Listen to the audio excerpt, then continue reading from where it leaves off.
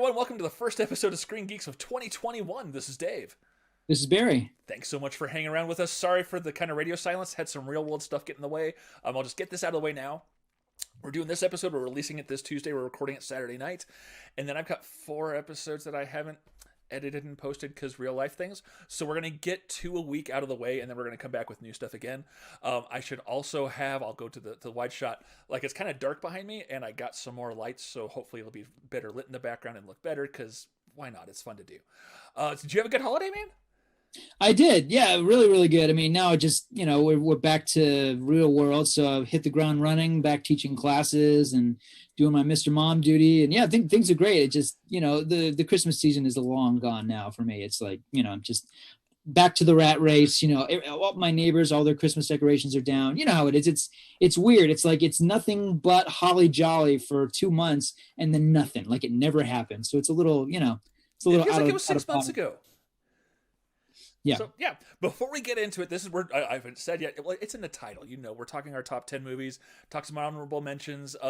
One disappointment that if you haven't checked ScreenGeeks.com to read our reviews, then you might be surprised. Otherwise, full well what we're going to be talking about. But before that, we wanted to talk about a little show that's premiered just like 3 days ago by the time this releases, called WandaVision. It's such a unique take on what's going on in the Marvel Universe. You've seen 3 episodes. So I was like, hey, let's talk about it for a few minutes first.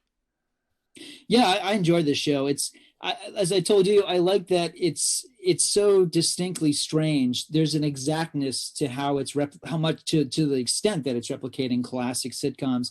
I love that it's either going to be, either audiences of a certain age are going to go, oh, this is cool, or they're just going to go, what the heck is this? It's not, on the one hand, you look at it and you go, okay, this is clearly, Pleasantville has done this and the Truman Show has done this. So you kind of see where it's going. It's not radical in that sense, but it is so novel in the sense that Elizabeth Olsen and Paul Bettany are clearly having the time of their lives. They're completely committed to it, completely committed not only to the absurdity of it, but also just the laugh track heavy old school humor. I like the show. I'm very curious as to what it's going. I mean, from the trailers, it looks like, we're heading in a real big spectacle direction. But the first 3 episodes that I've seen, at least, are really heavy about recreating the artifice of classic sitcoms for most of the episode, which is a really bold choice. I hope that it builds to something worthwhile. I hope that it's not going to be, just kind of making fun of this wonderful recreation that it's doing. There's a lot of ways this can go wrong, but for the first 3 episodes, it's certainly the first Marvel series that I found really engaging, just because it is so different. Yeah, it's kind of almost, oh, dadgummit. There we go. It's almost like slavishly recreating the, like Bewitched is the obvious thing. Like in the second episode, those opening credits are directly stealing the art style. The music's a little more I Dream of Jeannie, which I'm sure is I don't think there's anything that wasn't very obviously a choice in this show. Of course, yeah. I don't think we're going to run into anything that's like, oh, we didn't intend for that to happen. It's going to be, it seems to be very serious about what it's doing. Like, it takes those tropes. It's the script almost like the first scene. It felt like almost like the Dick Van Dyke Show. Yeah. And it takes its self-awareness very seriously and knows what it's doing. And it gives hints and breadcrumbs. But it doesn't spill everything out. 2 episodes in at least, but it definitely has confirmed some of my theories. I'm not going to spoil a dang thing about this show because I think it's such a good show to check out and to discover. And like I'm like, oh, who was that voice at the end of episode 2? And I realized, I'm not going to look it up. I don't want to know. I want to let this show work its magic. I want to see it do what it's going to do. I love and hate that Disney Plus is releasing this on a weekly basis, because it's like, I want to mainline this. Like, we would have finished this today, but at the same time, it gives me time to think about it. I feel really bad for the guys like over at Nerds That Geek who have to do these episode recaps, and it's like, you can kind of do a book report about what's going on, but you really can't speculate too terribly much about what's going to be happening, because we're just not there yet. Like, this is a show that's going to take its time unwinding. And I again, like, deliberate is the only way I can really put it. And I really appreciate that they're taking this interesting opportunity so stinking seriously. Yeah, I agree with you. I hope it builds to something worthwhile. Obviously, I hope all this, all this deliberate weirdness will be for the greater good and not just, something they started and then they kind of abandoned halfway, without revealing anything, which of course I wouldn't dream of it. The third episode is my favorite so far, and I told you earlier, it's deliberately funny as opposed to the first two episodes, which are laugh track heavy, and they're kind of replicating that kind of unsufferably cornball humor. And the third episode is actually funny as opposed to funny by, in a very controlled kind of way. Yeah. I got to say, like, I love that Paul Bettany and Elizabeth Olsen actually have something to do now. They're both fantastic. I've never been interested in these characters, Vision or Romanoff, in the other Marvel movies. It's not that they're poorly written characters, just they've been pushed to the side. And I love that they're finally given something interesting to do. And clearly they're, completely up to the challenge, especially when it's in the midst of this kind of, this self-conscious weirdness. Absolutely. Yeah, it's funny. It's like it's contrived, but very, very much on purpose, those first two episodes, which lends itself to a charm, like just how serious they're taking and trying to make these recreations. Is just fantastic. I can't wait to see what goes forward. I agree with you. Like Agents of S.H.I.E.L.D. season 2 was fantastic. Like that was when they met in, they synced up with the Winter Soldier movie and really had interesting things to do. But by like halfway through the third season, I was done and we bailed and I never came back to it. The only show that I have stuck all the way through, because it only went 2 seasons, was Agent Carter. Like that show is fantastic top to bottom. But and this feels like it could blow that out of the water, because it's the sandbox is so immense that I really can't wait to see what they do with it. I'm still thinking about WandaVision. I didn't get that far into Agents of S.H.I.E.L.D. And it's not because, same thing with the other one. It's not that I don't like Haley Atwell or Clark Gregg, Clark Henry, I never remember Clark his Gregg, name. You got it. Thank you, Clark Gregg. It's just that I don't think Agent Coulson is that interesting, and I don't want to watch a series where he's, it's like, I don't know, like this is like when, kind of a weird comparison, but this is like when they did the Droid series, the Droids animated show. As a kid, I'm like, wow, it's a Star Wars cartoon show, but do we really only want to follow R2-D2 and C-3PO? I say no, they're not that interesting that you want to have them be it. So yeah, these are characters, all of a sudden, like Vision and Wanda, they have purpose. They have this existential dilemma. They're aware of the fakeness of their world, but at the same time, they're kind of giving into it. So it's an interesting give and take. It's great to see that these actors have something to play now. So yeah, absolutely. So we just wanted to give a quick shout out. Like if you're not watching it, who isn't watching it? But yeah, it gets our seal of approval so far. So I am looking forward to watching through the whole thing. Maybe we might do a full season recap once the series is done. I think it's just a limited series. It's not an ongoing one, right? Yeah, I believe it's only, what is it, like 9 episodes? 10 episodes, like something like that, yeah. That also gives them a hard out to actually finish telling the story. So that will give them a chance to put it up in a nice bow. But enough of that. Let's talk some movies from 2020. Hey, Barry, there were movies that came out. Shockingly enough, I watched like 36 or 37 of them. I didn't think that was going to be possible. Well, I mean, like I wrote in my article, typically every year, I'd go to the movies about 70 times. And in 2020, I went to the movies 14 times. I saw a lot of films. Most of them were, either streaming or DVDs or streaming links. So it was strange in that respect. Yeah, I guess I'll stop there. But like yourself, I mean, it was really strange. I mean, some of the best stuff I saw this year was looking at the screen I'm looking at right now, which is odd for me. I don't prefer just watching movies in the comfort of my home. I really love the theater experience. I miss it terribly. As we record this, Maui just lost one of its movie theaters. We now have one theater left on this island. Obviously there's bigger things to worry about. There's bigger problems for me to whine about in my life, but you'd have to go as far back as pre-statehood to find the last time that Maui only had one movie theater. So it's a weird thing. And it's, on the one hand, everyone's very optimistic, like, well, when things change, the theaters will open. That's what everybody's saying.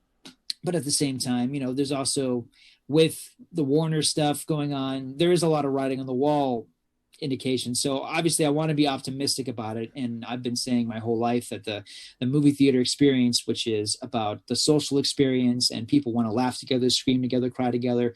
That's what makes movies. That's why movies in theaters have always been important. But at the same time, if people are afraid to go to a movie theater because of a virus, which is the case, obviously that changes the entire game.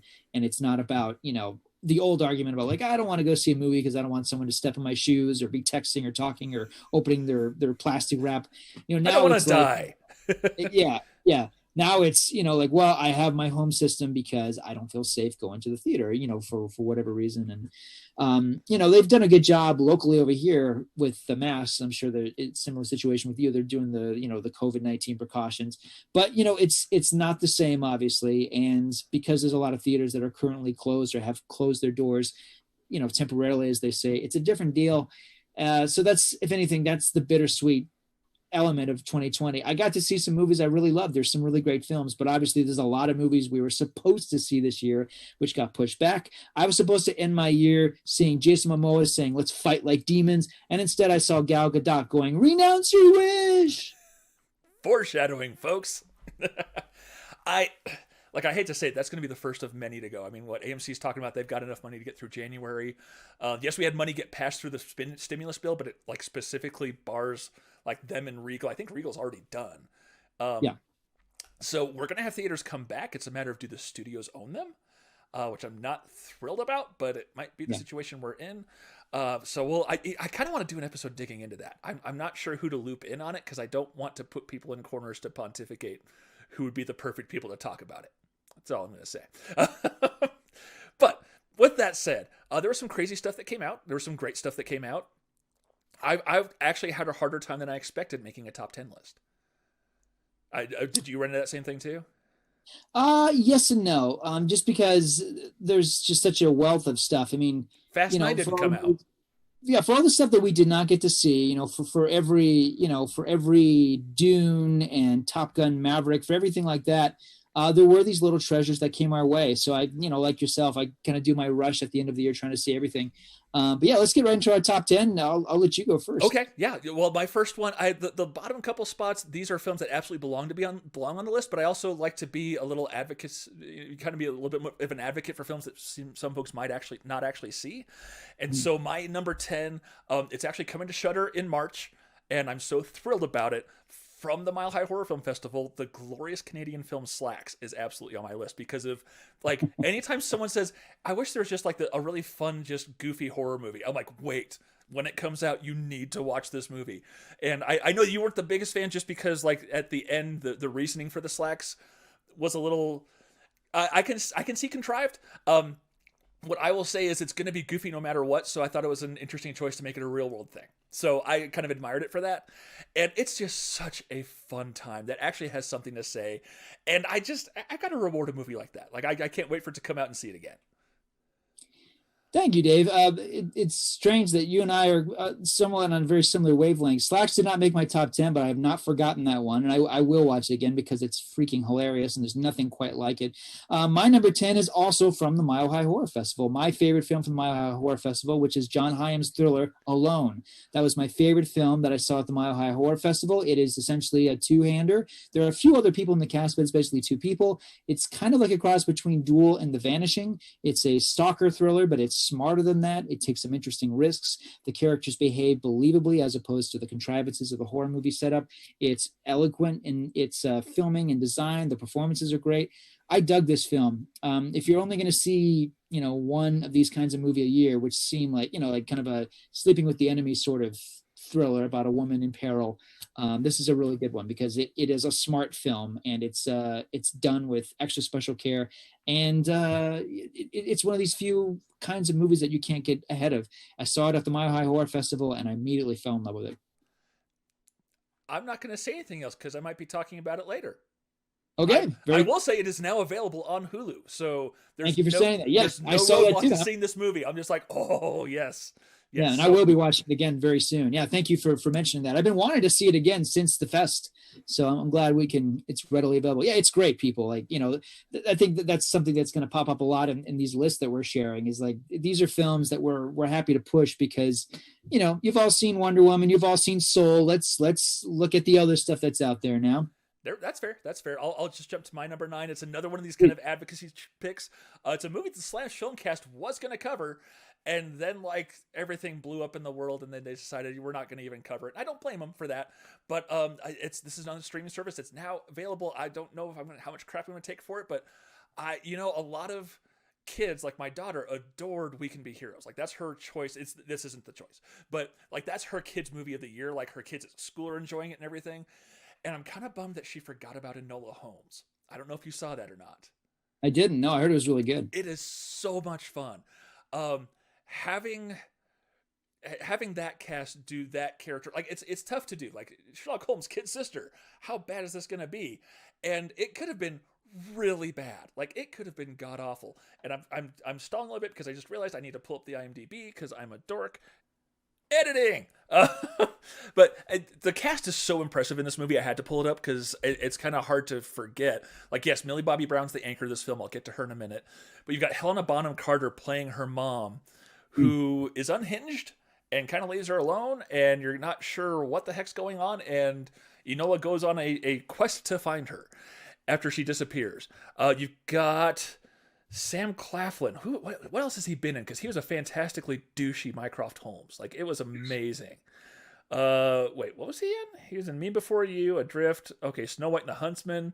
Like, nothing I ever would have seen. He was in the Charlie Angels movie from 2019.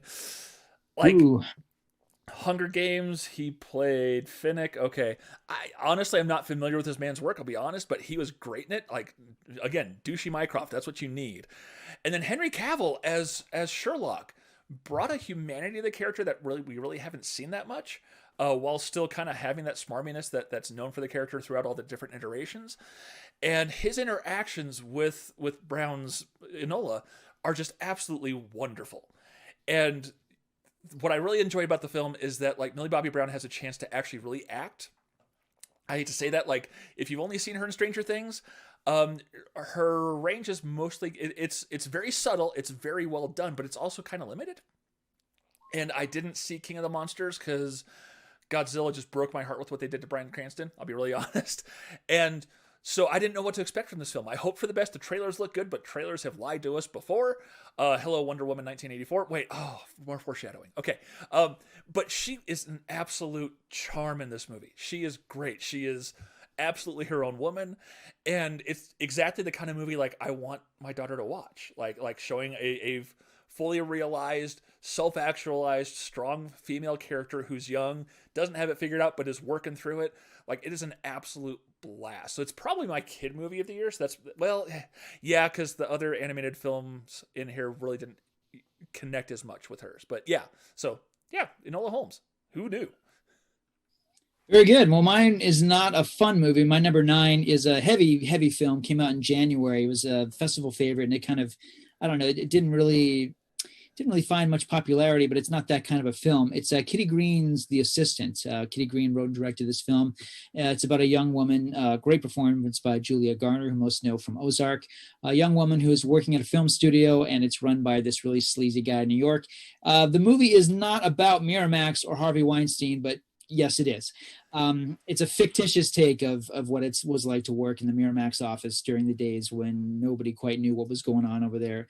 It's a subtle film. It's a chilling film. It's extremely dark. It creates this atmosphere. It's basically just a day in the life of this young woman working at it.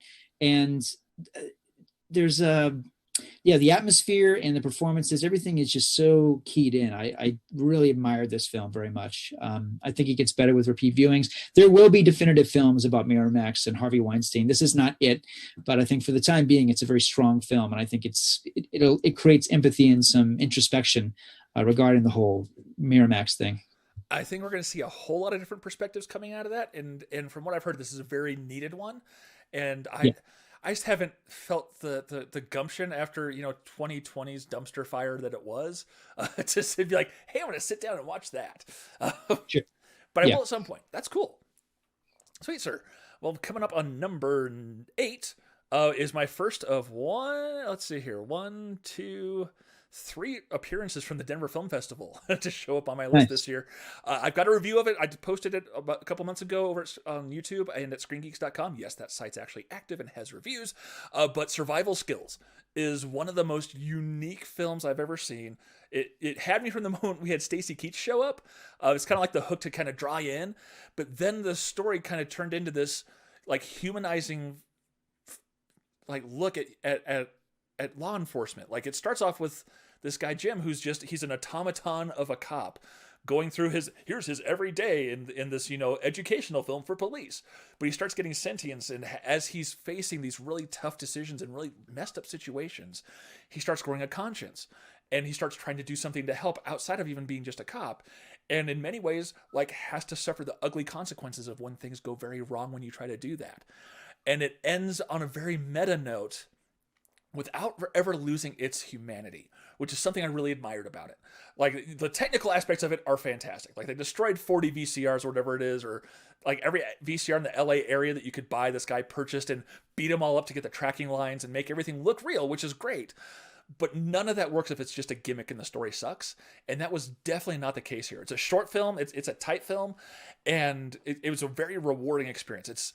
It kind of took some balls for everyone to not only make the film, but for Denver Film Festival to release it in the midst of where we've been, for daring to bring a complication into law enforcement. And I really appreciated like that the thoughtfulness that went into the film and into that programming. So I think it's out on VOD. It was in virtual cinemas. I believe it is out on VOD for rental at least. So well worth checking out if you got the time. So Barry, what is your number 8, sir? Number 8 is a film that was really big at the Sundance Film Festival this year, one of the biggest hits, rather, of 2020. And it finally found a much-deserved audience on Netflix. That's the documentary Crip Camp. Crip Camp is a wild story. It's one of these things that you would never, if they made a movie out of it, you would say that that's the most far-fetched, contrived thing. It really happened in the 1971. This hippie camp for disabled teens led a bunch of these teenagers not only to feel a sense of empowerment and normalcy that they never experienced in their lives, but these kids went on to become activists for those who are disabled. And that's just the setup. It's a wild film full of all sorts of surprises. The interviews are deeply moving and in depth. It's a great film. It's deeply moving and powerful. It would be a great double feature with The Trial of the Chicago 7. It's that kind of a film. So check out Crip Camp. It is on Netflix. It's by far one of the best documentaries I've ever seen. It's a terrific film. It broke my heart I didn't get to see that one. Like, it's sitting in my queue. It's ready to go. I just haven't made the time. It's one of those, like, I'm going to catch up on 2020 and see this movie. It happens every year. You know how it is. Like, there's only so much time for us to squeeze in so many movies. I mean, how often we both had to Mr. Mom, with kids at home and stuff while they're doing school and working and everything else. It's been a weird year. Like, again, I'm shocked I saw as many movies as I did. It's hard to tell our little girls, hey, how about we throw on Crip Camp instead of like that cartoon you want to watch? I thought about it. I was like, hey, this could be a good movie. It's about special needs kids and people helping them. And I'm like, what's it rated R for? Yeah, maybe we won't do that. Okay. Not quite 7-year-old bad words. Yes. All right, so move on to number 7. We're kind of cranking through these. I'm okay with it. The Pixar movie that got forgotten because it kind of got swallowed up by the COVID shutdowns, but premiered on Disney Plus. It's still available there. It feels like because it all happened around then, a lot of folks just kind of forgot it came out. But I really found Onward to be a very touching film. It surprised me. Like, you're like, hey, it's two brothers going on a D&D quest, except they're actually mythical characters, and we're just gonna have fun with it. Like that, I'm in, and it's Chris Pratt and Tom Holland. Okay, like, let's just have a good time. But I shouldn't be surprised at how much heart was in a Pixar movie, but it found ways to really find a human connection. And that's just like something in 2020 that's been a big deal to me, is like finding that connection, finding our humanity in ourselves and in each other. Bill and Ted Face the Music didn't make my list, didn't honestly make my honorable mentions, but it's definitely that kind of movie as well. This just had a really well done story that wasn't the perfect happy ending, which was kind of very appropriate, I thought. It was very touching. I don't know how I would have felt to be the director's brother who had no idea what this movie was until I saw it, and then found out my brother made this as like a love letter to me about our dad we lost. Like, that would have made me a total wreck, and I might have punched him. Who knows? But it was just such a beautiful film that had, the mom who just... a lot of times in Disney movies, we've got mother figures who just kind of stand by the sidelines or get in the way or whatever. No, Mama Bear was going to town, and she's going to get her kids, and she's going to help them. And that was just such a beautiful thing to see. So I really loved that movie. I haven't stopped thinking about it since I saw it. Very nice. I liked it too. I didn't like it as much as you did, but I did like it. In fact, of the two big Pixar films that came out this year, that was the one I preferred over the other one. Really? Um, yeah, I liked Okay. the ending of Onward. I thought it was very moving. I liked that it was about seeking this moment that this young son didn't get to have with his father. The heart of the movie is pretty deep, and it really does deal with those issues of, what brothers go through, and also just that sense of feeling like having that time and having that relationship that you crave with your parents so that you can have those memories to hold on to. There's a real depth to the movie, even though they really sold the fantasy element really hard. But yeah, it is a funny film, and I found myself really moved by it as well. Very cool. What's your number seven, sir? Number seven is a local film, local independent movie. It's called Water Like Fire. It was written and directed by Mitchell Viernes. It deals with contemporary Honolulu about a homeless guy. Well, he's homeless and he has a substance abuse problem. The actor's name is Randall Gallius Jr., who gives a great performance, and his connection to his sister, who has her life together, although they're both dealing with the loss of their parents. Especially how this brother-sister pair both turn to one another and try to kind of climb out of the situation that they're in. It's a film dealing with grief, but it's also a visionary film. It's an amazing film. There are a lot of really great locally made independent films that were made in Hawaii this year that the Hawaii Film Critics Society focused on, and also local media whatnot sought to promote. This was my favorite of the films that I saw this year that were locally made. The filmmaker is Mitchell Viernes. I suspect we'll be all hearing about him more so the next couple of years. His film is incredible.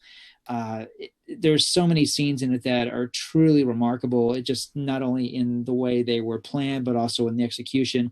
This is an exceptional film. It's currently playing on the festival circuit. If you have the chance to see Water Like Fire, please check it out. There is plans for a VOD release in the near future. Very cool. I just had to vamp a little bit because I need to pull up my IMDb for the next movie because yeah, that's very cool. I love whenever we can get local films wherever we are. Like when we were in Denver, we both concentrate on those films, and I love that there's a good scene happening in Hawaii too. That's awesome. Yeah, yeah. So moving on, my number six, we got our second entry from the Denver Film Festival, and it is one of the most bonkers movies. Like this could have very easily just been a movie made by itself. Like you don't need it to be a documentary, but the documentary made it even bigger than life, and that would be Assassins from director Ryan White.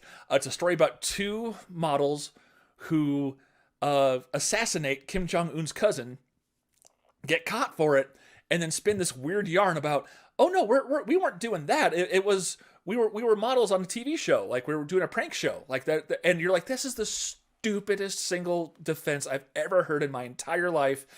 And then the movie lays it out, and hot damn if it doesn't show, it sure doesn't seem all that far-fetched anymore after watching this movie. And like, this is one of those things where like, you can't make up this kind of story. It gets into these young ladies, how they ended up in the positions they were in, the prevalency of prank videos in Asia, and how they make tons of money off of them, and just this really long, intricate web of deception and manipulation that they had to go through. And once they're arrested, how different state entities get into the mix and start changing things and making things harder and easier for each of them. It is a fascinating, riveting documentary. I don't know if it's available on VOD. Whenever it is, wherever it comes out, for the love of God, watch Assassins. It is insane in all the right ways. I've been dying to see this one. Thank you for reminding me about it. I read about it when it was featured at the Denver Film Festival. I keep hearing great things about it, so I'm looking forward to catching it. Thank you for reminding me. Absolutely, sir. What's your number six? Number six comes from one of my favorite contemporary filmmakers, Spike Lee. He had a really good year, one of which was his film, The Five Bloods. But actually, my favorite film from Spike Lee that he did in 2020 is the documentary David Byrne's American Utopia. Clearly, you have to be a Talking Heads fan to love this film as much as I did. But it's not necessarily just Talking Heads. David Byrne did this concert. This is a concert film that took place in New York City, a mixture of old Talking Heads and new David Byrne's tunes, but done in a highly theatrical way. And Spike Lee films it in a really immersive sense. So not only do you get the best seat in the house, but you're also there on stage in these really obtrusive sort of shots. There's a scene where they do a Janelle Monáe song. It's one of the most remarkable and powerful scenes I've seen all year.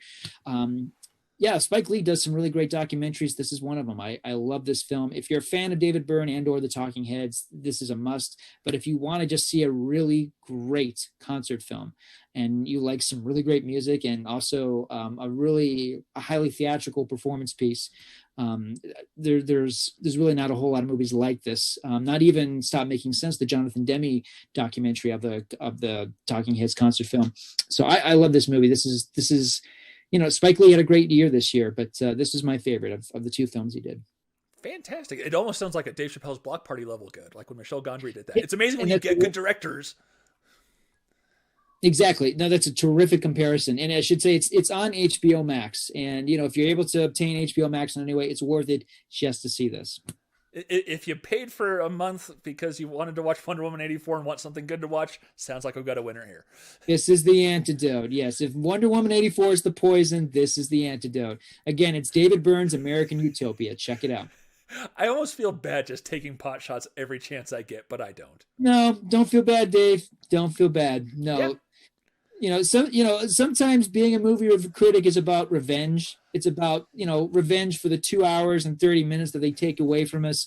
No, we'll get to that movie. Obviously, we're building towards it, but no, we should not let that movie off the hook. We didn't let Cats off the hook last year. We're not going to let this off the hook this year. I haven't watched it, and I'm so thankful I haven't. I saw it was on HBO Max when we had our trail, and I'm like, do I do it?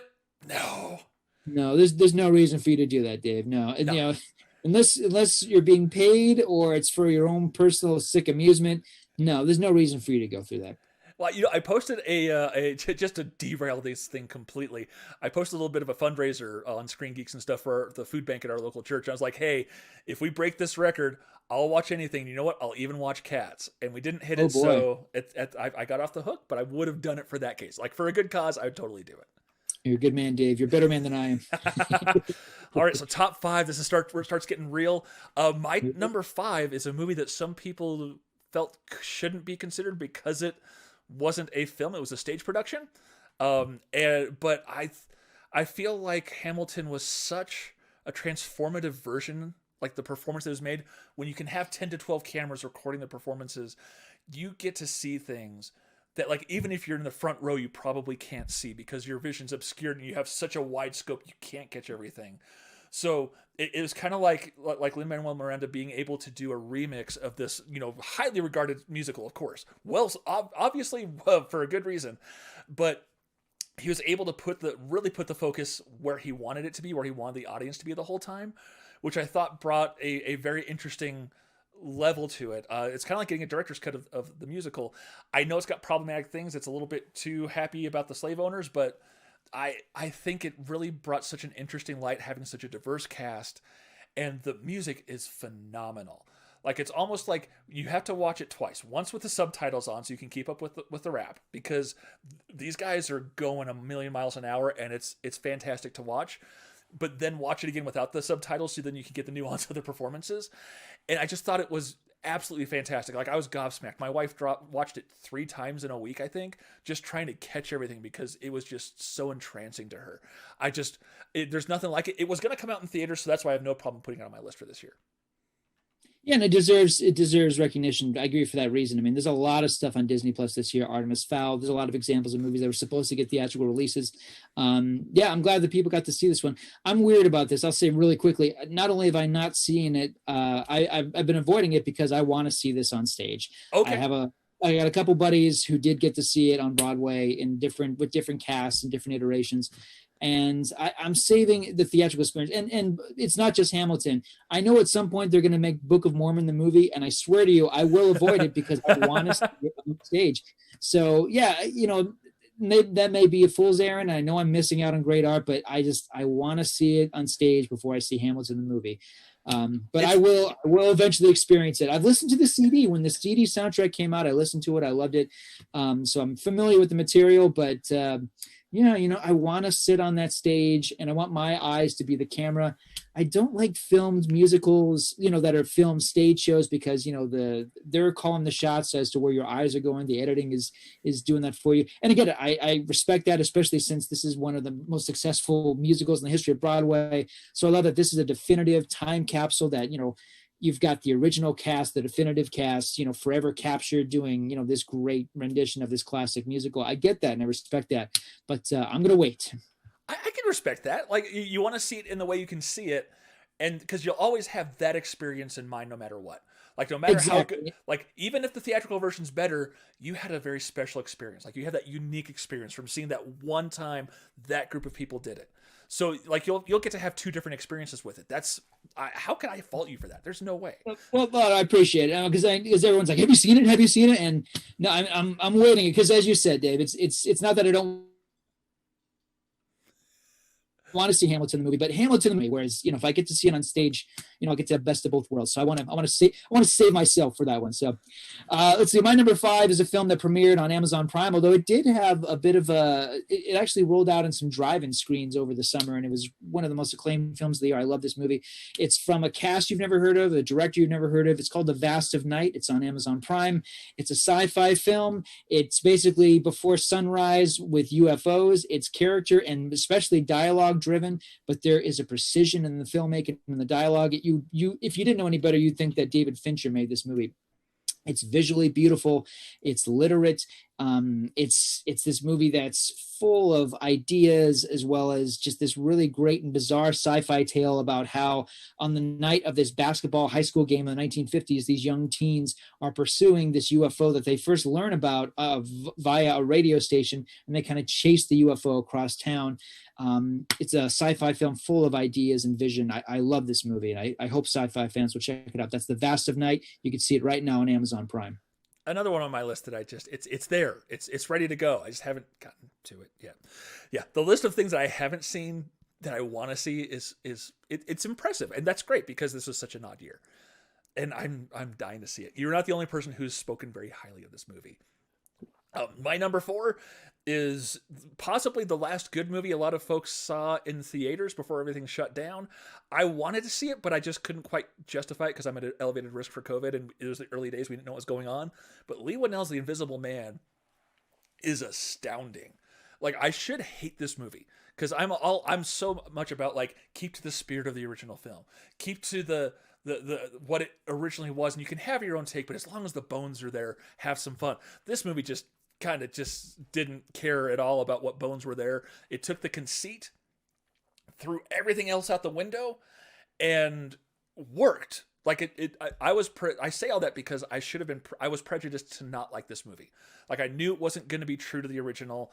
I love the original. Claude Rains is so deliciously evil in that movie. He's just such a treat to watch.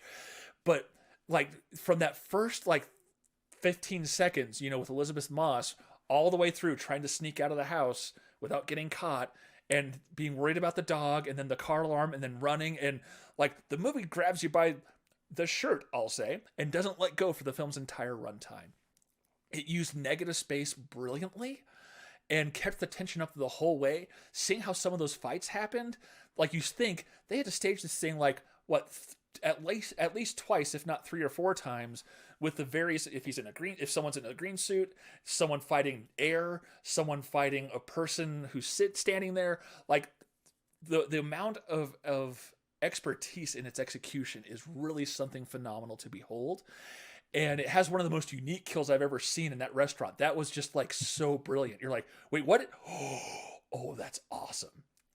And so, like, I really appreciate what this film did. Like, this is not a film appreciation class, but, it was just so well done. It's showing that Blumhouse has kind of found this magic formula of, yes, do whatever you want, but you're on a limited budget to make it happen. And it feels like a lot of creatives, as long as you have some kind of limitation on them and don't let them just run rampant and run ragged, you're going to get something really unique and interesting out of it. Like, I've said a zillion times, I love Hitchcock's earlier work, but once he was kind of let loose to do whatever he wanted, I thought his work dropped off a cliff, and I don't like his later films. But those early ones where he had to work with the censorship board and keep the studios happy, but still try to say what he wanted to say, you had to get creative. Kind of like with Spike Lee on the Five Bloods. Like, he wanted to de-age the actors. Netflix wouldn't give him the budget, and so he just had the actors there, and it took on, those scenes in the flashbacks took on an entirely different meaning, and had a lot more profound impact on me. And so it's This is one of those films that has the same thing. It had a low budget, but boy, did it every penny is on the screen on that movie. Interestingly enough, my number 4 is The Invisible Man. I think you said it beautifully, Dave. I'll just quickly say Elizabeth Moss performances. Her performance was my favorite of any actress of 2020.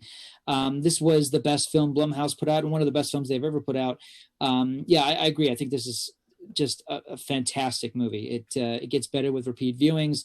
It's a jewel that came out in February, and it's tall. It looms very big over almost every other studio film that came out last year. I adore it for all the reasons you said, and I completely agree with you. Sweet. All right. Well, I'm going to be honest. My top 3, you catch me on a different day, this could be a different order. I'm just going to be honest. I love them all for different reasons, depending on the emotional place I'm at on a given day. Any of them could be in my number 1 very easily. Coming in, our third entry from the Denver Film Festival is a very small film. It's a very intimate film. It's kind of a two-hander, like you were talking about with Alone. It's called Little Fish, and it's a film that I should not want to watch. It's a movie about a pandemic that's going on around the world, and it's affecting people and killing them slowly. Except it essentially gives them super fast, speedy Alzheimer's, and so they kind of lose who they are. And it's the story of a couple who has to deal with that in various aspects of their lives. I'm not going to ruin anything with it. It starts with friends and family, and it starts with parents who might be having issues, and then friends, and then it progresses and progresses. And on one hand, it is depressing as all get out. It absolutely is. But it's also incredibly beautiful. It's about how important the love is between two people and the commitment to being with them through good and bad, no matter what that means. And I will say the film ends on a heartbreaking note, but it was also incredibly lovely. Like, lovely is the only word I can come up with it. And I don't like the sci-fi contrivance of like a 12 monkeys type virus or whatever. You just randomly hitting people here and there, and it affects people at different speeds. But when they get infected, there's no way back. There's trials, there's tests. Trying to get family members to try to get into trials to try to fix this thing. It's in some ways it's a little bit too close to home with what's been happening with COVID, but at the same time, it's removed enough that it lets you focus on the humanity of these characters. And the acting is absolutely phenomenal. You don't doubt any of the relationships in this film, which are absolutely crucial to paying this thing off in any way, shape, or form. Again, I don't know when it's going to hit streaming, where it's going to hit streaming. When it does, I cannot possibly recommend it enough. Like, it is a love story that is heartbreaking ways I've never seen before, but I adore. I love your assessment of it, Dave, because, you use the words like heartbreaking and depressing. It's a hard sell. But on prior, anybody who's been watching this show for over a year, I mean, we've gotten behind movies like Shame and The Wrestler before, really tough movies. So no, I love your assessment of this film. It makes me really want to see it. And it's a weird thing, obviously, because when it's a hard sell, it's like, who do you recommend these films to? But the thing is, anybody who loves good films, anyone who loves great drama. Roger Ebert once talked about this. He once said, because Leaving Las Vegas was his favorite film of the year. People were like, God, how do you like such a depressing film? And Ebert said, no, it's not a depressing film. Bad movies are depressing. This is a sad film. There's a difference between a sad film and a depressing film. I dig that. So it sounds like a really sad movie. I can't wait to see it. Thank you for the recommendation. It kind of reminds me of when Keith programmed the ABCs of Death at Denver Film Festival one year. And I won't say what it was titled, but Ty West's short hit me in a very personal place, where when I walked out, I told Keith I wanted to dick punch Ty West because of how strongly it made me feel. I still don't like it, but I can admire that it got that kind of a reaction out of me. So, yeah, what's your number 3, sir? On that note. Our apologies to Ty West if you're watching I think Ty West's a phenomenal filmmaker. Like, I've loved pretty much everything he's made. It's just that one just was like, it was a very personal reasons why I didn't like it and why it hit me in a very raw place. So, was that the one about the dog? No. It was, okay, that's the one I'm thinking of. Yeah, okay. I love D is for Dogfight. I loved that one. Like, because of where it ended at. Where it ended was absolutely beautiful. But no, it was M is for Miscarriage. So. Oh, God. Okay. Yeah, I don't remember that one. Yeah, I think I blocked that one out. Okay. With good reason. All right, what's your number 3, sir? Number three is it's a little confusing because there's a movie that came out in 1997 called The Relic, but there was a movie that came out this year just called Relic. So don't confuse those folks because I made that mistake. I was writing an article this summer. I wrote an article about drive-in movies because Relic, the 2020 film Relic, was a huge hit at drive-in theaters. It made $3 million just like traveling from drive-in to drive-in. But at the same time, there was a bunch of retro screenings that played at drive-in theaters all summer, including The Relic from 1997. So, so I'm writing this article about how drive-in theaters, with the coronavirus shutdowns of mainstream theaters, drive-ins never shut down, and they're incredibly popular. And you had movies like Ghostbusters and Space Jam and Beetlejuice selling them out. And I'm at one point in the article, I had a list of all the movies that were showing that particular week to kind of drum up interest in all these different drive-in theaters nationwide. And at times I'm like, which Relic is this? Is this the new one? Is this the old one? Because many times they were playing at the same time. So anyway, once again, The Relic is a movie that came out in 1997. It's about a monster loose in a museum. It's a lot of fun. This is not that film. Relic is an Australian film from this year, just called Relic, folks. And it's about 3 generations of women. It's an Australian horror movie about how the grandmother is dying. She is, she's slowly dying. It's a situation of dementia. It's her mind and her body are breaking down, and how her daughter, played by Emily Mortimer, and Emily Mortimer's daughter are dealing with the death of the grandmother. So on the one hand, it's bleak in a sense, but also, despite the fact that it is a frightening film, it really is. This is one of those horror films that is using the horror genre to talk in a very thoughtful, and I got to say in a very moving way about the passing of generations. Many critics who are a lot better than myself have spoken about the ending of this film, which of course I won't reveal, only to say that I agree and that it will definitely move you to tears, as it did me. It's amazing. This film takes some incredible chances. I guess I would compare it in some ways to Darren Aronofsky's Mother, only in the sense that it exists. And I would also compare it in the same way to Darren Aronofsky's The Fountain, in the sense that it exists in its own world and it does not explain itself to its audience. The movie exists in sort of a Lewis Carroll kind of universe, and you learn the rules of this world as the movie goes along. If that interests you, I say go for it, because it's so much more than just a horror film. If you only see one horror film this year, well, you should see The Invisible Man and you should see this one. It really is incredible. I haven't stopped thinking about it, and it is so moving and touching. There's not a lot of horror films I would say that about, but this is definitely one of them. This is one of the best movies about empowered women I've seen in some time, as well as the role of mother and grandmother and granddaughter as it's defined. Now, I love this film, but please don't confuse it with The Relic. It's a very different movie from The Relic. This is just Relic. I would like to thank you for finding a way to work in The Fountain. Like, I already wanted to see this because so many critics have loved it so much, but you're like, it compares to The Fountain. Well, of course I'm there, since I can't make it my number one this year, since you set a 10-year moratorium on that movie. I mean, Dave, if I have to, I mean, I guess I could say, we can extend your rave review from 2006, because you said it was the best film of the next 2 years, next 10 years. So it was only that expired in 2016. Yeah. I mean, do you want to make it the best film of the next 20 years? No. It's my fault for not podcasting for 8 years. That's why. That's all there is to it. It expired. Okay. Yes, it is absolutely expired. And all I could think while you were talking about that is previous guest on the previous incarnation of this show, Rob Stennett. I remember while we were both in college, he was so stoked to see Michael Keaton being in a remake in 1998 of a movie that just come out the year before. It's like they're doing a big budget version of Jack Frost, and just how heartbroken he was to find out that it wasn't about a killer snowman and it was a happy movie. Like, I don't know I've ever seen him more crestfallen. So that's that's why I've just had to try not to laugh maniacally.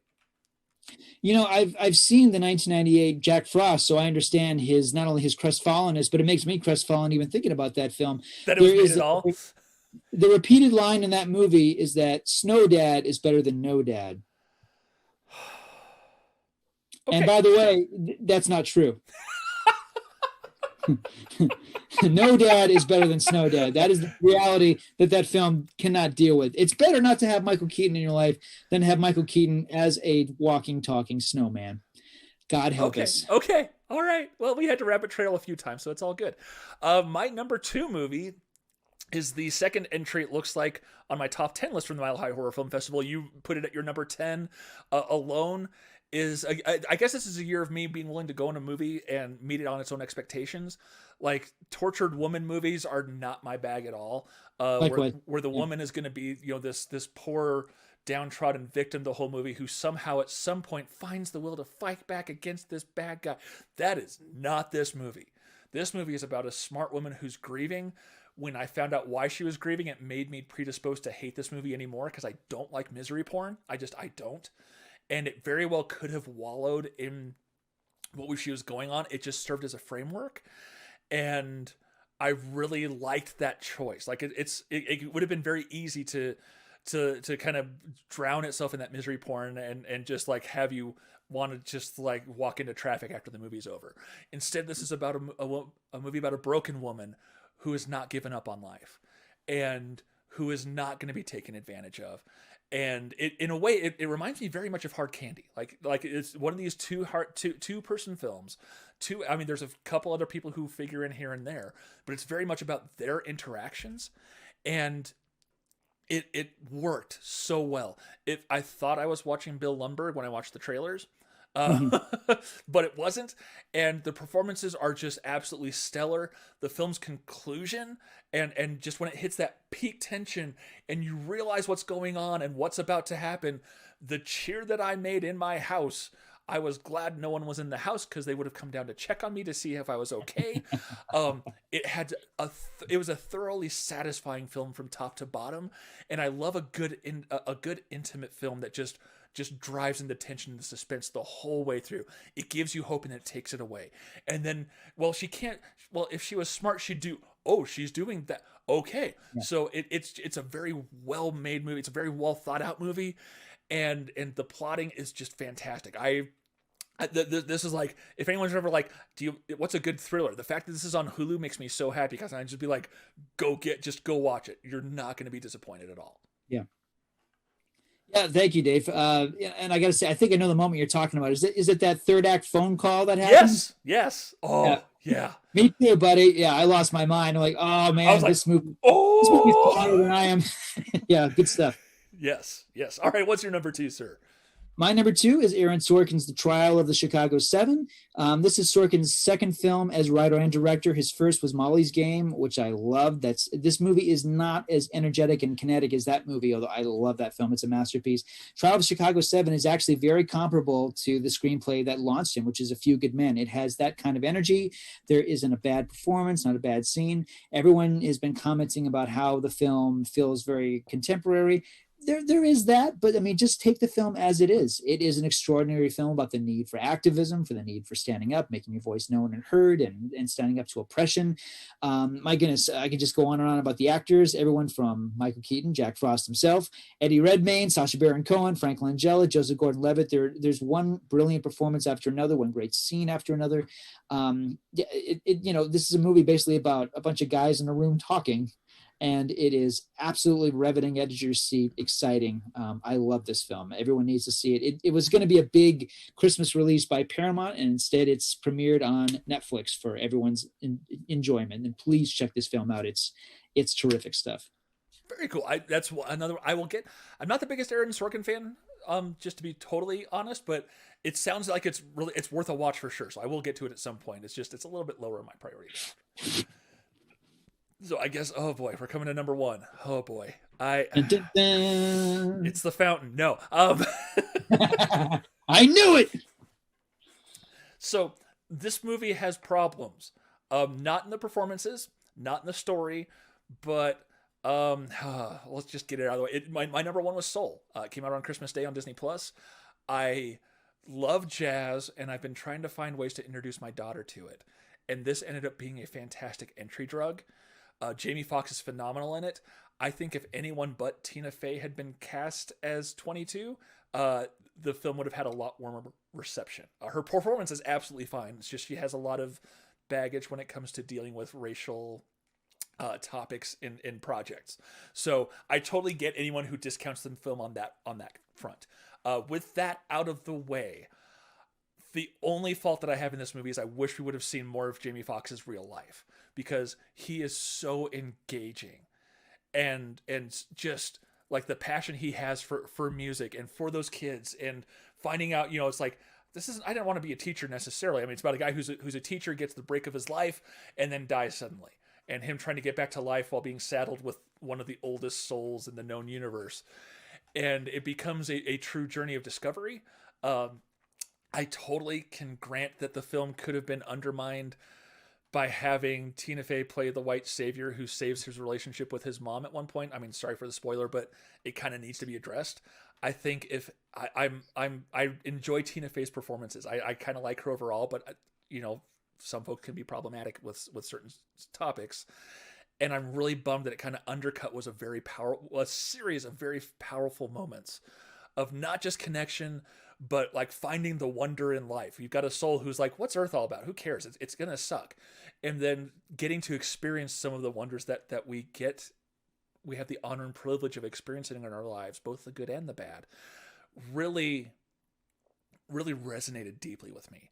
And, I mean, I'm only in my mid 40s, but you kind of start thinking about your mortality as friends pass and family passes. And it really just, it stuck with me deeply. My daughter, if I say, do you like a movie? It's either, thumbs up, thumbs sideways, or thumbs down. And she gave it a resounding thumbs sideways, which with how heady the material is in this movie, I think is a win.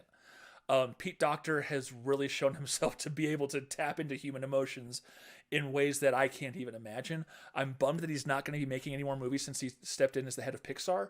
I hope he finds a way at some point to find a balance to have that creative outlet. But it's just a beautiful film from top to bottom. John Baptiste's jazz score is fantastic. Seeing the interviews where he's like, I saw him playing the piano and that was me playing the piano. They didn't mocap it, but they animated it based off of his movements. And seeing that devotion to being that correct, seeing when that amazing sax player is playing and I'm watching the finger work, I'm just like, that's gotta be real. It's just amazing. And I just and then I'm like, wait, Trent Reznor and Atticus Ross did the rest of this score, really? And it makes sense with the ethereal stuff, but they're really stretching their legs out and broadening their horizons. I loved their work on the Halloween remix. So I just really found it to be an unexpected treat. It's like, it was very much kind of like Up or Inside Out, where it's well, is this going to work? Is this going to work for kids? Is it going to work as a movie? And for me, it absolutely was a home run. This is so fascinating, Dave, because your number one is a movie that I didn't care for, and my number one is a movie you didn't care for. Oh, no. But, I mean, and you know what? Let me just, because I really like what you said about Soul. So let me just jump to my number one, and we can kind of backtrack. Because okay. Because I'm not going to hate on Soul. I didn't hate Soul. I just did not like the film, and and you addressed some of those reasons. I really appreciate that. It's a very good review you just gave. So rather than just disagree with you, let me go to my number one, which we can both disagree. So we can both disagree. Yeah, let's make this fair, because my number one is a movie you did not care for, which is Christopher Nolan's Tenet. And I appreciate your assessment of the movie, because you're absolutely right about your key complaint, pretension. I would say I agree with you. This is a very pretentious film, and I would also make the argument that all of the great filmmakers, and I would include Alfred Hitchcock, I would include Steven Spielberg, Martin Scorsese. I think all the great filmmakers, their best films, Orson Welles, are pretentious. And for me, we love Terrence Malick on this podcast. How can we not be okay with pretension sometimes? Yeah. I mean, for me, pretension, when it's good, it's confidence. When it's bad, it's heavy-handedness. It's self-patting itself on the shoulder. And Nolan here it's his most pretentious film. I mean, the main character isn't just a protagonist. He's identified as the protagonist. The film is over 2.5 hours long. It is designed in a way that the plot can't be understood unless you see the film more than once, which is a lot to ask. And it's actually a very simple story, but like Michael Mann's Miami Vice, like Inception, it's designed in a way that you can't really get it the first time. You're meant to be, you're meant to be, off kilter your first time experiencing it. I love this film. I love, I've seen it a few times. It does get better with multiple viewings, although I loved it the first time. for me, it's just got one scene after another that I found to be magical and enticing. It's a sci-fi James Bond film. John David Washington, I don't think we really need to keep tagging who his father is. I think he is a commanding and interesting actor all by himself. I love the villainous turn by Kenneth Branagh. I love Elizabeth Debicki in this film. Michael Caine's in it for 5 minutes, but that was more than enough for me. I love the score. There's so many scenes in this movie that I've gone back and watched multiple times. I like the way the film deals with the idea of altering time, but it's not really a time travel film. There's a bunch of novel takes on the tropes, like the fight scene or the car chase or the big finale. Yeah, it's I think an elegantly designed film. It was a movie that was very unfairly put into this corner of like, well, Christopher Nolan wants you to see it in the theater, so you need to go see it in the theater. And it became this question of like, well, is it safe? And Nolan, of course, did put it in theaters, not knowing that cases would once again spike. So then it became not really an optional thing to see it in theaters. I do hope this movie gets past all of that and people will just give it a shot. It is, and it is a challenging film again, but it's challenging by design. And I totally went for that. I didn't care for his prior movie, Dunkirk. I'll be completely straightforward about that. It's the only film of his I don't really like, but he is one of my favorite contemporary filmmakers. And this is one of my favorite films that he's made. I love this movie. I didn't dislike Tenet. Now, I understand why you could think I didn't. I did. Because it's not on my honorable mentions list. It's not on my top 10 list. And I could see how what I said about it could be seen as a negative. And I will read my Facebook post because I don't do the Twitter much because, yeah.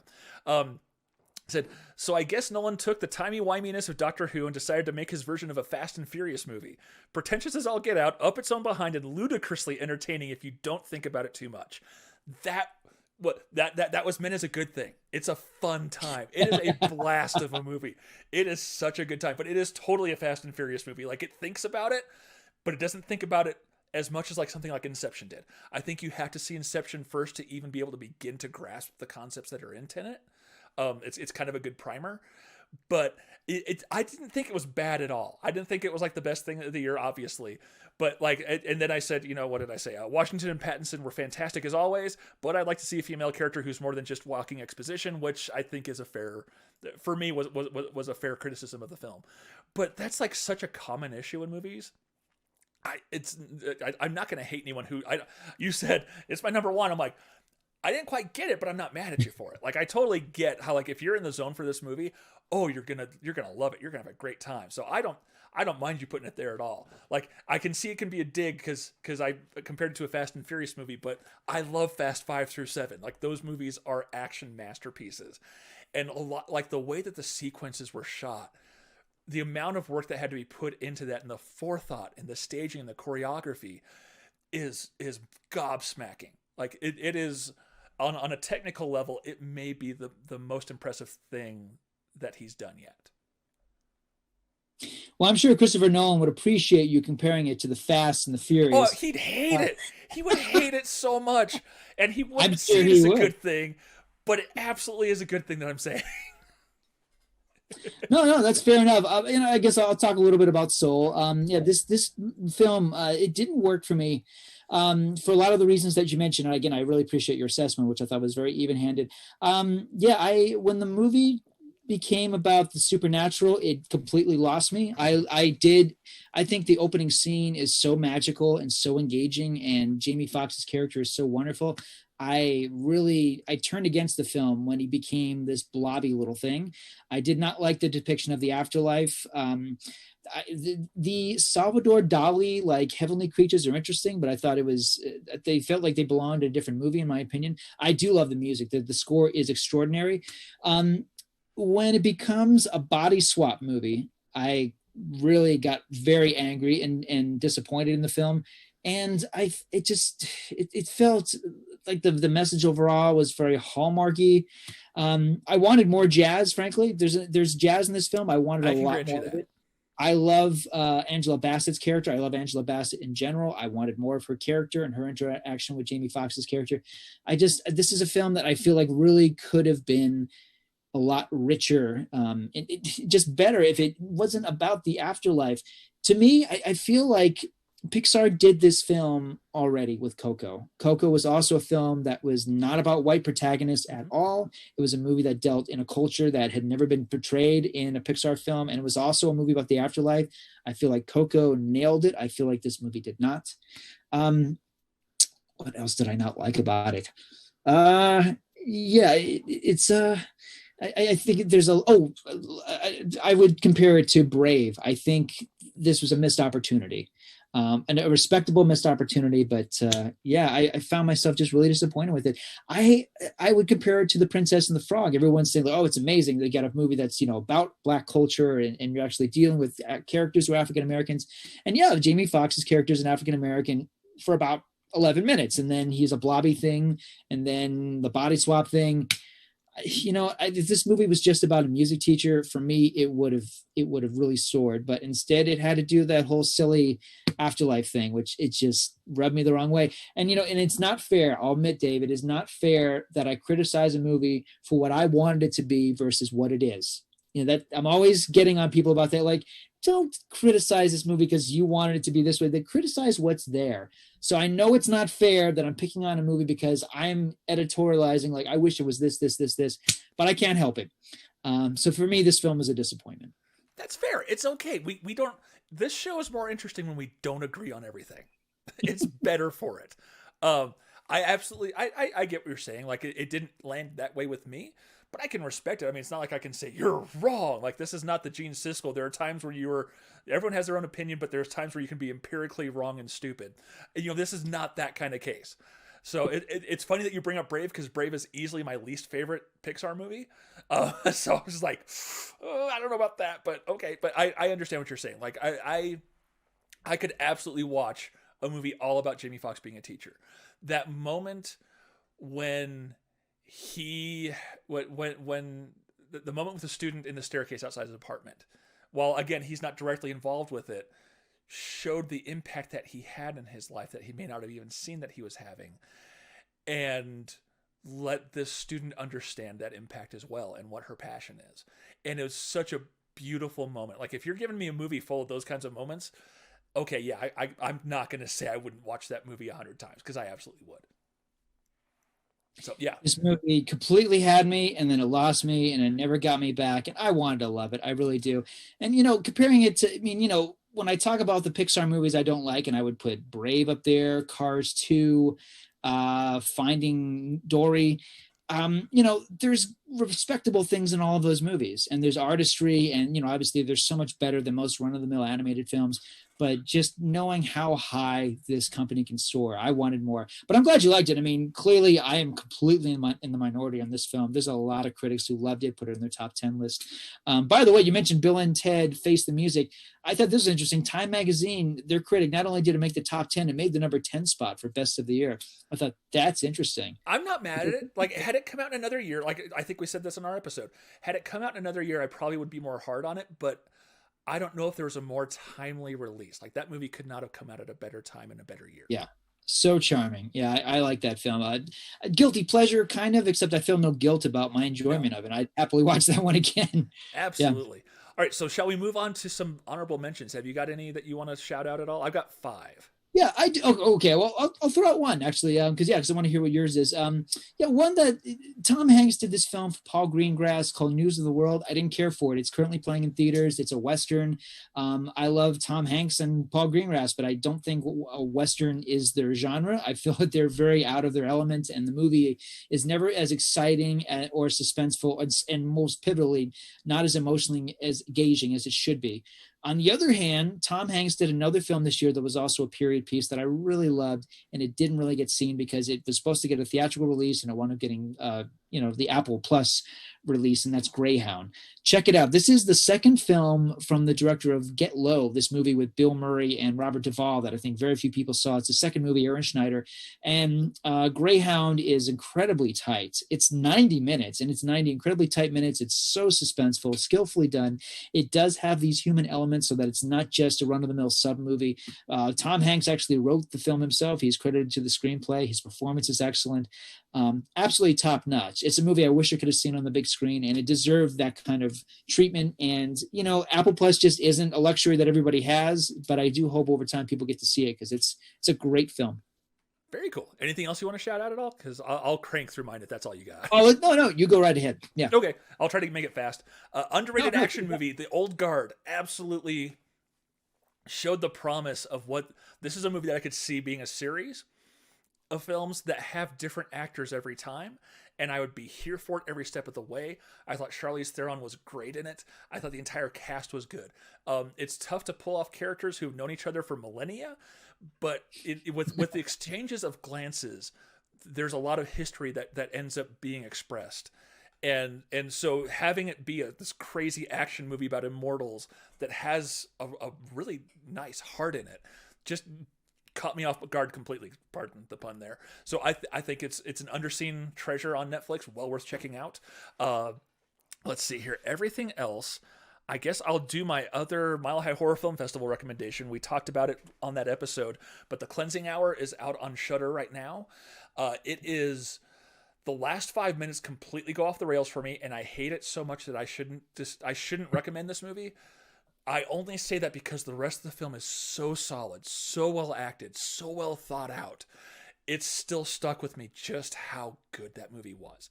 It is well worth the time. Even if you hit stop once the surprise reveal happens, just hit stop. It's kind of like, when Phoebe watched Old Yeller and there's this point where the mom just said, well, and that's the end of the movie. They lived happily ever after. Do that, and it's a fantastic experience. Getting to my Denver Film Festival movies that also showed up. The Comeback Trail. This is a movie that I expect, had we been in a normal year, would be getting a bunch of Oscar buzz because it's a movie about making movies, which is what Hollywood loves. It's about Robert De Niro, who is I don't know. I don't know if I'd quite call him a Corman level director, maybe a sub Corman director who has made some good stuff. It makes a lot of schlock and conned a gangster into investing in his latest movie, played by Morgan Freeman, which did badly. So he wants his money back. And he comes up with this brilliant idea to make a movie with an aging star and kill him on the set and collect the insurance money. This actor, this over-the-hill actor is played by Tommy Lee Jones. This is one of the goofiest, most fun movies. It's only brought down by Zach Braff, unfortunately. He's just so... I kind of like the guy, but he's so milquetoast in this. He just doesn't really bring much to the movie. He's just kind of there, which is a bit disappointing. But the rest of the movie is such a good time. Like, Morgan Freeman's having a blast. De Niro's having a blast. Tommy Lee Jones, he's got that craggly orneriness the entire way through, but you can tell he's having a good time too. Absolutely worth checking out whenever that hits. Let's see. Coming up next, the Detention, which is apparently based off a video game. Had no idea, so I don't know how faithful it is to it, but this is a film that takes place during the White period in Taiwan, when there's a bunch of government oppression centered around a school with kids who, oh goodness, it is a very complicated film. It is a horror movie with horror tropes that somehow real life becomes more horrific than the monsters that these kids are facing. It deals with real life consequences that come about no matter how young you are. I didn't know better doesn't become an excuse in this movie. It does not pull punches. I thought it was very powerful and very beautiful. It's well worth checking out as well. And then finally, MLK FBI. This is a movie that was very close to cracking my top 10. It's a phenomenal documentary talking about the FBI files on Martin Luther King Jr. And there's no sin to this movie. The challenge is that it has so much information to get out, and all of it's crucial that you kind of finish the movie a little like foggy headed because of all the information that was dumped on you. But it's astounding. The lengths that were gone to by the government to subvert the peace movement of the civil rights by Dr. King, the lows they were willing to stoop to. And it is just, I think it's going to, as the years go by, it's going to become a more and more important film. I could see this being shown in history classes in schools across the country, whether it's high schools or colleges. I think this is going to become required watching. It's phenomenal. It's just a lot to take in at once. I saw it, in November, just, in the midst of having, the George Floyd, protests all just happening and the run up to the election and everything else. Like it's a lot to take in that context. But it is so worth the journey. It's if you're a history nerd, it is. I can't recommend it highly enough. So With that said, I decided unilaterally we weren't going to have a worst of the year list. We are going to do the biggest disappointment of 2020. If you haven't been paying attention, then you might be surprised, but I think we both got the same movie in mind. There were a lot of disappointing films for me that came out this year. Not just the one that I think we're both salivating over talking.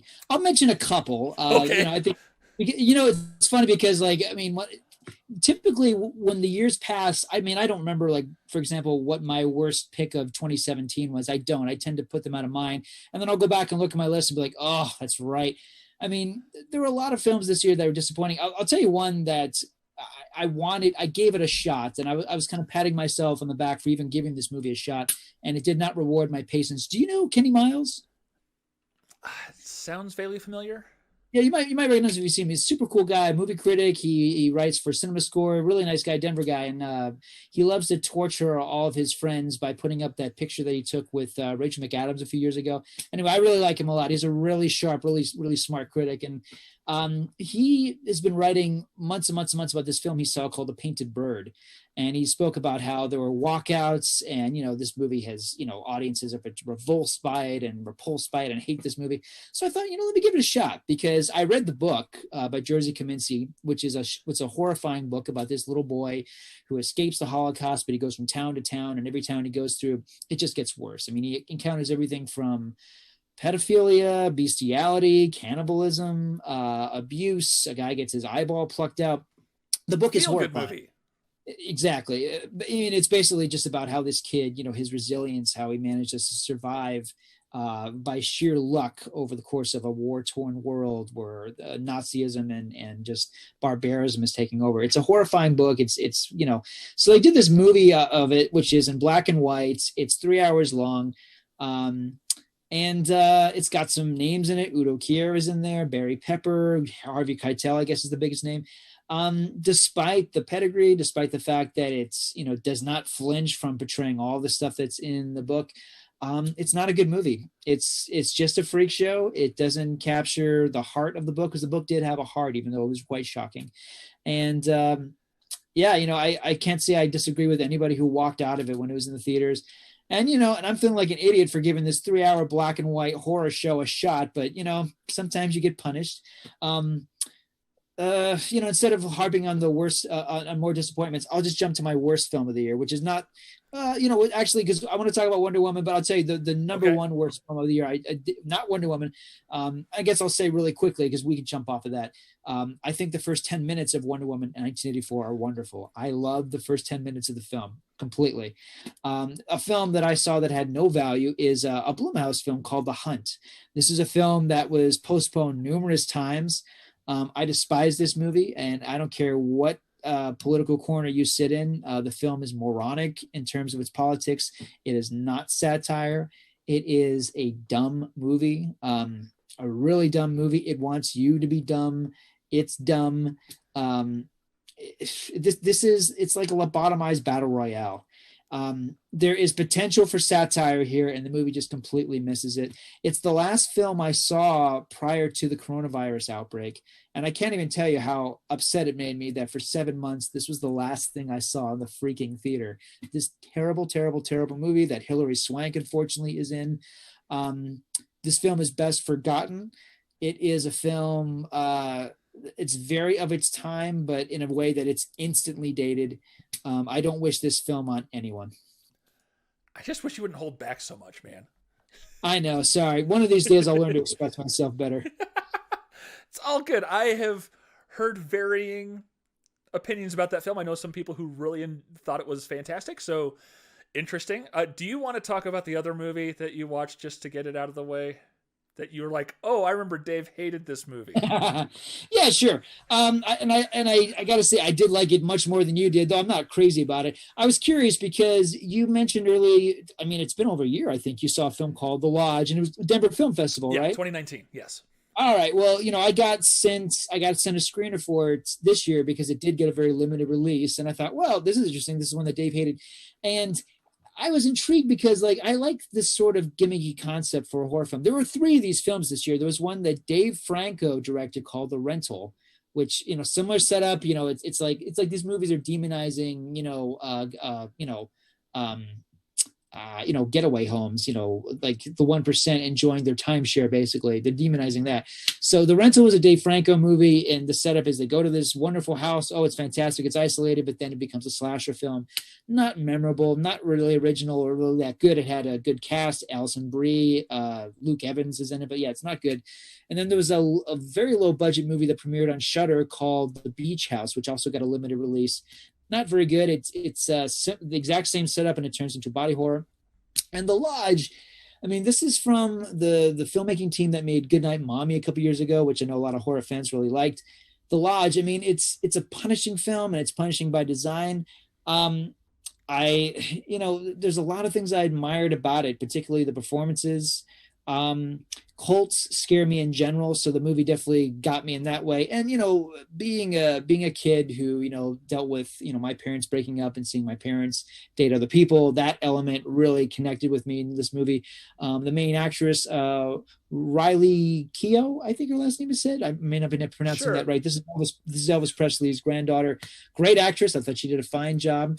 So I like this film more than you, but it's unpleasant, and it's it's militantly unlikable. I mean, it's a movie that really, it dares you to like it, and I think most people won't take that dare. But I liked it more than you did. But I was really curious to talk to you about it. Yeah, because I kept my opinions fairly subdued.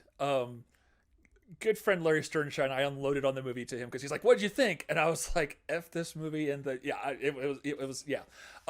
So a lot of my hate for this movie. So this was, yes, at the Denver Film Festival. So yeah, folks, they're not all going to be winners, and that's okay. Like, I'm willing to take chances on films at DFF because I'm rewarded more often than not. And so it's like, they've earned my trust, even if it's something I didn't connect with. Like The Lodge was definitely that movie. I don't hold that against anyone. I'm not going to be like, oh, I'm not seeing something if they so-and-so programmed it. It just didn't work for me. It's okay.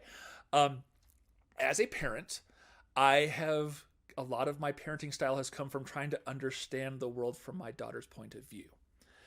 So with that in mind, the movie lets the film's actual villain, namely Scumbag Dad, completely and utterly off the hook. It wasn't that parents split up, and which is a sad thing, and lives move on. This was Dad split up to upgrade to a 20-year younger model. Doesn't give a crap what anyone thinks. Says, "Hey kids, we're all going on a family vacation with new potential stepmommy, and then I'm gonna leave and go back to work and leave you with them." And it's like, what the hell did you expect was gonna happen? Like, you've given these kids no reason to like this person. It doesn't help that the guy left Christy Swanson, for crying out loud. Was it? No, Alicia Silverstone. Sorry, Alicia Silverstone. And like, she's in the movie briefly, has a very effective exit, to be sure, which then just made me think of the dad as just nothing but utter and complete scum for putting these people into this situation. Like, I didn't dislike the kids necessarily. I didn't dislike the girlfriend. It was just the entire setup for the film was moronic to me and was insulting. And it's like, I don't know what you expected to happen here. Like, you're forcing these kids on the guy, on the lady who dad was cheating with when he left mom. And like, she was never going to get a fair shake. And it just completely abdicated his responsibility until like the last 5 minutes of the film. And it's like, well, he's just another victim. And it's like, no, he's the perpetrator of the entire set of events that happen in this movie. And when I find someone that morally reprehensible completely left off the hook, I can't forgive it. I just can't. So my turn to not hold back. No, it's really interesting. Yeah, it's like, I mean, to talk about it further, like, I don't want to spoil this film that we're clearly so crazy about. But I mean, and then not to spoil it really directly, but like, I found it interesting that the movie presents a lot of options as to what the inevitable twist ending is going to be. And I thought it was interesting that they went in a path that is, it's been done before, but I didn't see it coming in this case. I really thought the father was going to be more completely involved in terms of the architecture as to why everything is going wrong. And it turns out to not be that at all, which is surprising, although it's what the decision that they choose is very similar to what the prior film they made, Goodnight Mommy, is a very similar idea about your children and the decisions that they make. Yeah, and I got to say, the movie peaks with the Alicia Silverstone exit. It's a very surprising scene. It's literally very impactful. I don't know if the movie ever quite gets to that level again, but because it took me so by surprise and it was so well done, I think it, I don't know. I like this film more than you did, but the more we talk about it, the more I could feel it just kind of fading from memory. So we could move on. Well, it's like I thought the supernatural stuff was really well done. I thought it was really smartly done. It was just like once I can't buy into the premise and I'm actively set to dislike the premise, it's hard to win me back. So, I talked about how Alone is a movie I shouldn't have liked. Little Fish was a movie that I was just like, this is too depressing. This is taking on tough subject matter. It turned me around. Alone didn't do that. It doesn't help that I saw a fairly lightly seen film that same year. I think it's on Shudder as well. Daniel Isn't Real, featuring Patrick Schwarzenegger. Yeah. It's a yes. That was a trip and a half of a movie. It's a very small film. It maximizes its budget with the visuals. It relies on the performances. I think Patrick Schwarzenegger acquits himself very well as a very unlikable character who you kind of like, and it was just such a better cerebral horror film than what The Lodge was. So it's just like this doesn't hold a candle. I saw something way better just during the same festival. So yeah. All right. Do we really want to? I don't care if we talk about Wonder Woman 84. I mean, let's talk about it. Okay. That's what the fans want. That's what they want. Reviews on ScreenGeeks.com. It's gotten better traction than I expected. I think we're over 500 views between both reviews, which, considering we aren't really doing any advertising or anything, I'm pretty thrilled with.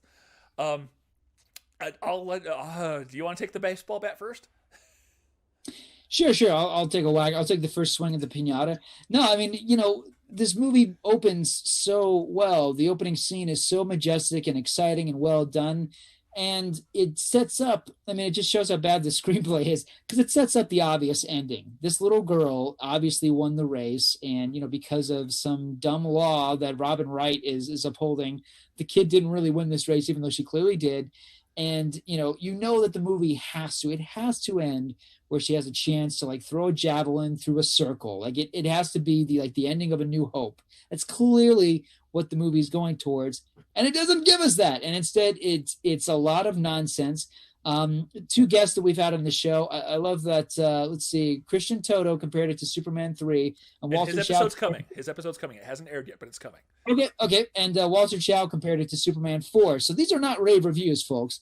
But those are also very apropos. I mean, this film is, the first movie, I wasn't madly in love with it, but I thought it was very good and very charming. This film is a joke. It's a comic book movie in a silly, goofy, cornball comic book movie way. I thought it was really condescending to its audience. It has this wishing element that is so silly, nonsensical, and childish. Kristen Wiig is fine, but she really doesn't have a lot to do in this film, even though she's arguably well cast. But her character arc is just kind of thrown out the window. Mr. Mandalorian himself is a good actor, but I don't think this is a very good showcase for him, to say the least. I felt embarrassed for him and his character, the way his wordless son is kind of on again, off again in this movie. The third act is just total nonsense.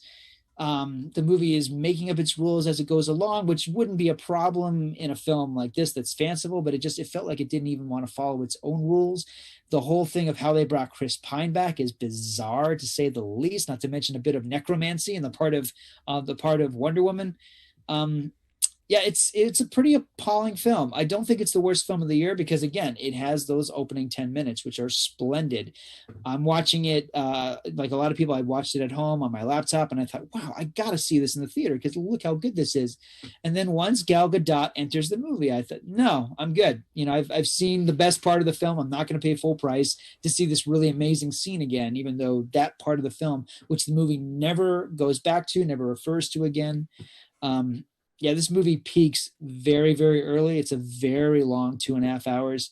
I was really appalled and amazed that a film this bad, this expensive, not only that it was released, but that this was the film that everyone was watching over Christmas. Like how sad, as if 2020 couldn't end in a more bizarre and awful way. All I know is I'm thrilled. For those who don't know, my birthday is Christmas Day. I was so glad I watched Soul on my birthday. and then watched Wonder Yay! Woman the day after when we got home on the 5.1 surround sound and the plasma and everything, and had that train wreck happen. I enjoyed Amazon Ninja Warrior. It was nice. I say that because also Jessie Graff from American Ninja Warrior is one of the stunt women in that scene. I liked it. I liked the fact that she lost because she had to learn that valuable lesson of cheating doesn't work. It's really the only lesson that actually happens in the entire movie. And I actually really enjoyed the setup for 1984 New York. Is it New York or Washington, D.C.? I don't even know. Whatever. It doesn't matter. It doesn't matter. 1980s, like, primo, coked out, Ferrari driving dudes who almost hit an old lady or whatever, hit the baby. And it felt like, I'm going to say Superman 3, but not in the way that you think. It's in my review, but that opening scene where just this crazy set of circumstances happen at the beginning of the film, and then Superman comes in to save the day. It felt very reminiscent of that in a good way. Like, that's the one good part of Superman 3, let's be honest. And so, like, I'm on board for this. This almost has a Donner feeling to the opening bit of it. And then the rest of the movie happened. And it's just so not good. For so many reasons, like the reason I didn't dig into the issues that I had with the film on my review too much is because there was so little thought put into so many of the problems of the film that it's like I could spend 4,000 words breaking down just how bad this movie was and how many things didn't get thought about that should have been. I think the whole Steve Trevor thing it's a wishing rock. He wasn't there. I wish he was here. Ta-da, he's back. Like, that's all you need. I don't need Gal Gadot having a real doll version of Steve Trevor. Like, I mean, I put it this way.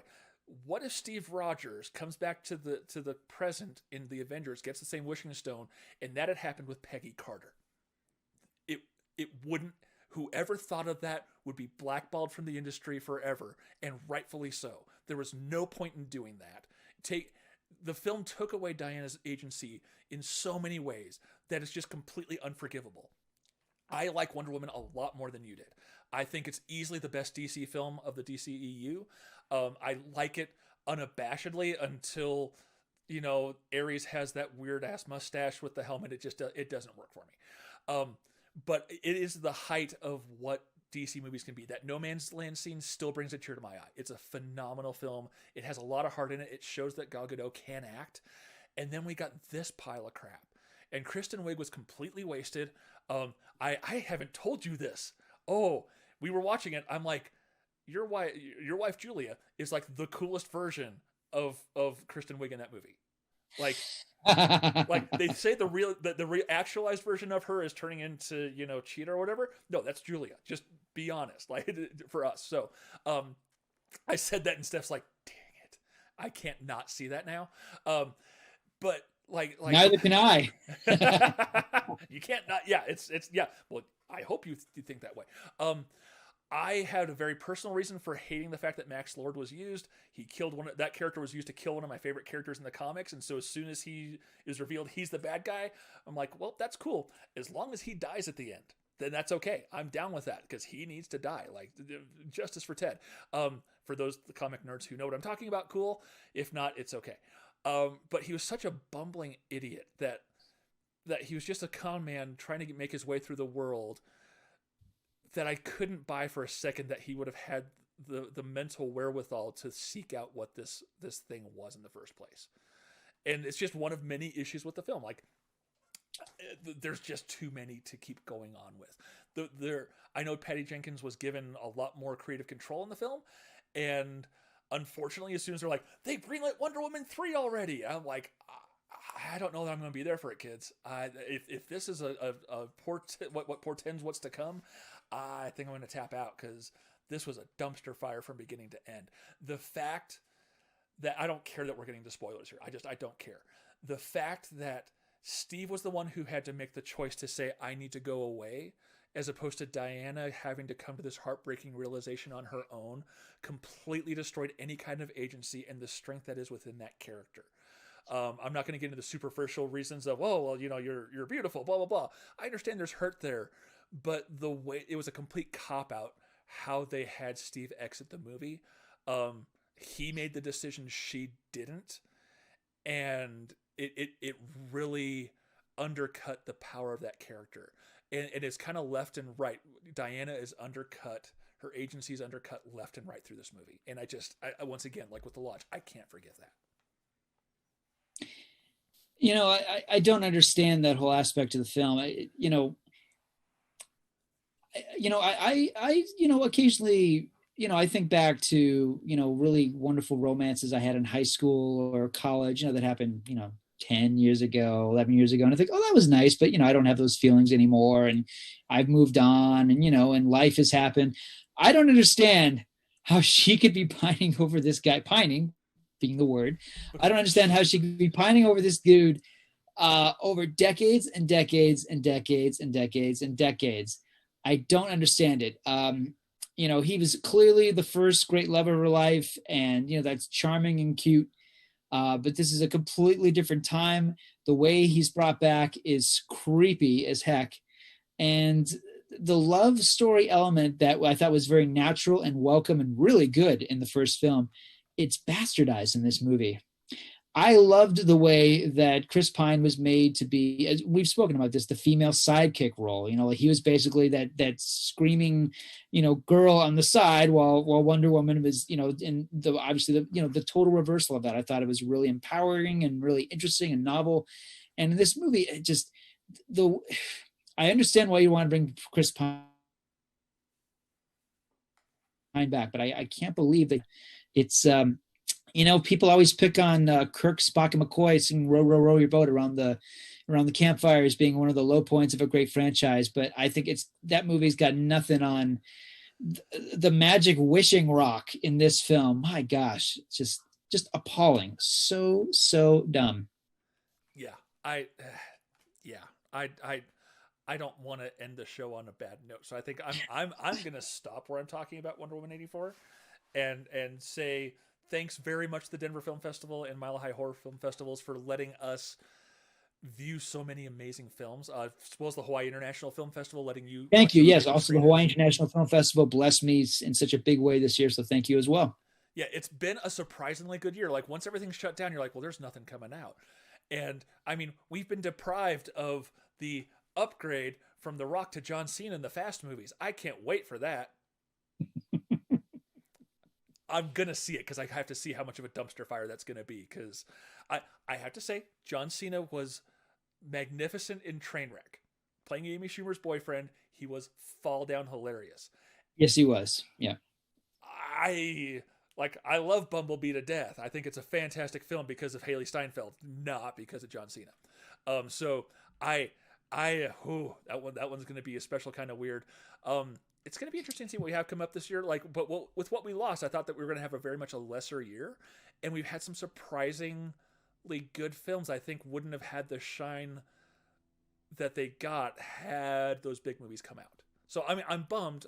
They're coming out this year, or who knows when, or whatever the heck Warner Brothers is doing. Like I guess we need to do an episode about like where we see the landscape going, but I'm curious to see what happens there, but I'm thankful that we were able to give some love to some movies that probably wouldn't have gotten as much light shown upon it. I agree with you. I think because it was a lot of the little stuff getting pushed because the big stuff can't afford to go out yet. Movies like, for example, The Vast of Night or Alone or Relic managed to really stick out to us. And I think they kind of took the place of movies like Dune, movies we're kind of expecting, or The Batman, all sorts of films that we expected to see by this time. Or Ghostbusters. Yeah, which looks wonderful. Yeah, we got it's supposed to open in 2 months, so we'll see. Yeah, I know. James Bond. I've heard the new Bond is really great. There was actually an early review of it that came out on Entertainment Weekly by accident, and the guy didn't spoil it, but he's like, it's very surprising. It's game changing. It's the best of the Daniel Craig Bond movies. Last year the movie I couldn't wait to see the most was Dune, and that I still feel that way. Although this year we're supposed to get Terrence Malick's film by Jesus, which I'm very interested to see. It had a tentative title as The Last Planet. I know they changed the title since then, and it, Mark Rylance is in it. He plays the devil. I'll see. How I feel about Malick, so I'll see anything he sees, and you're the same way. Yeah, absolutely. So there's a lot of great films that are allegedly coming out this year, but I'm trying to keep my optimism kind of measured because there's at least 20 films I was really excited about seeing in 2020 that I did not see. So I'm hoping to see at least those 20 movies in 2021. So stay tuned. Yeah, with the health issues I have, like it's once we're all vaccinated, like both Steph and I are vaccinated, then I will absolutely go start seeing some stuff again. But it's like I doubt that AMC that's 5-10 minutes from my house that has IMAX, Dolby Digital, 3D, everything I could want in one spot. I doubt it's even going to be there in that form anymore. So it's going to be interesting to see where we're standing once the dust settles. Yeah. But I love that there's enough people who want the movies to open. This is obviously a conversation for another pod, but I'm glad there's enough people who want the movie theater experience back. That gives me hope. Mm-hmm. You know, not everyone's saying like, well, hey, I can just stay at home. I don't want to go to a movie theater anymore. No, there's enough of us who are really mourning that experience. But I get it's, you know, social, you know, it's right now the social experience has been minimalized. Mm-hmm. And, you know, and I totally get that and I respect that. But, you know, like everyone else, I want all that to go away. But, you know, I guess patience and playing the long game is the thing. So till then, there's great films to be watched at home, thankfully. Yes. If I can plunk down my $20 a month for A-List again, I will be happy to do so. If not, I've got my 5.1.4 Dolby Atmos that just sounds fantastic and it'll make do, but I'd rather be in the theater. So more to come. So like I said at the beginning of the episode, we're going to have 4 episodes that I have in queue releasing over the next 2 weeks. And then we'll be back doing some new stuff. We're going to kind of regroup about who we want to have on as guests because we've got a list a mile long of folks who want to be on, people we want to come back, filmmakers, critics, all kinds of folks, and some other fun stuff. So we'll keep an eye out. By all means, hit ScreenGeeks.com if you haven't in a while. Just because I've said we're working on it. It's at a point where I'm willing to say it's worth going to check out now. Is that worth saying? It looks decent now. Looks great. It looks great. And you know what, folks? If you want to read some very passionate reviews of Wonder Woman 1984, go to ScreenGeeks.com. You won't be disappointed. Yes. Thanks, as always, to Five Iron Frenzy for giving us our theme music. They have a new album that just came out last week. It is phenomenal to me. I'm going to see if we can get some clips to play as intro and outro music going forward a little bit just to kind of give them some love, too. If you want to shoot us an email, by all means do. Barry or Dave or podcast, all at ScreenGeeks.com. Hit us on Facebook.com/ScreenGeeks. You can message us there and we'll get that.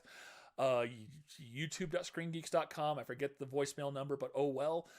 If you like the videos, if you like our episodes, like, subscribe. That all actually matters to us. It lets us see that, hey, people actually like what we're doing. Working now that the website is just about up, I've got some stuff to do for the Hawaii Film Critics Society still.